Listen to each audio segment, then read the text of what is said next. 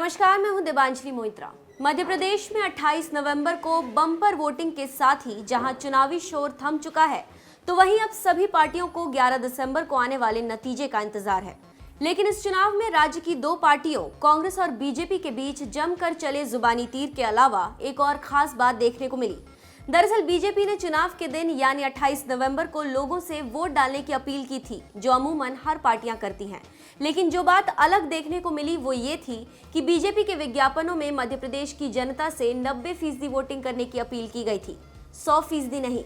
BJP के विज्ञापनों को कांग्रेस नेता कमलनाथ के बयान से जोड़कर देखा जा रहा है। सबसे पहले आप चुनाव प्रचार के दौरान कांग्रेस नेता कमलनाथ के एक वायरल वीडियो को देखिए, जिसमें वो मुस्लिम समुदाय से कह रहे हैं कि पोलिंग बूथ पर 90% मतदान क्यों नहीं हुआ।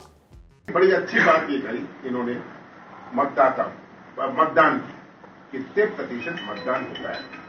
मेरी तो आपसे विनती ये है कि आप पिछला रिकॉर्ड देख लीजिए, ये तो आज सब इंटरनेट पर है, चालू तुम निकाल कि जो मुसलमान बूथ हैं वहां कितने प्रतिशत मतदान हुआ, और अगर वहां 50-60% हुआ, ये क्यों हुआ 60%, 90% क्यों नहीं हुआ, इसका पोस्टमार्टम पिछले चुनाव का करना बहुत जरूरी है।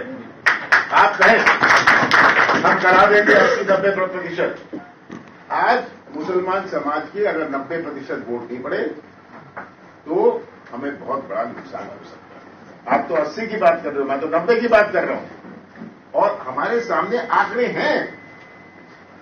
ये आज सब आंकड़े हैं कि आप जानते हैं कि आपके यहां कौन से मोहल्ले में, अगर तुम्हारी नगर पालिका क्षेत्र में, मैं उदाहरण के रूप में कह रहा हूं, तुम जानते हो कहां मुसलमान बूथ है, वहां उस बूथ में कितने प्रतिशत मतदान हुआ। अगर वहां मतदान हुआ है 60%, तो कोई कारण होगा, कोई बड़ा कारण होगा। बीजेपी की ओर से वोटिंग के लिए 90% मतदान करने की अपील के पीछे कमलनाथ के इसी बयान को माना जा रहा है।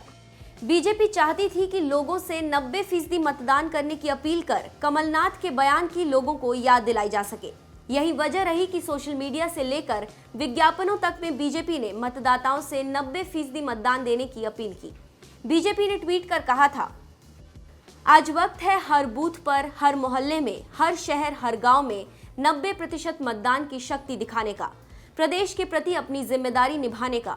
कमल का बटन दबाइए, तुष्टीकरण की राजनीति को उल्टे पांव लौटाइए।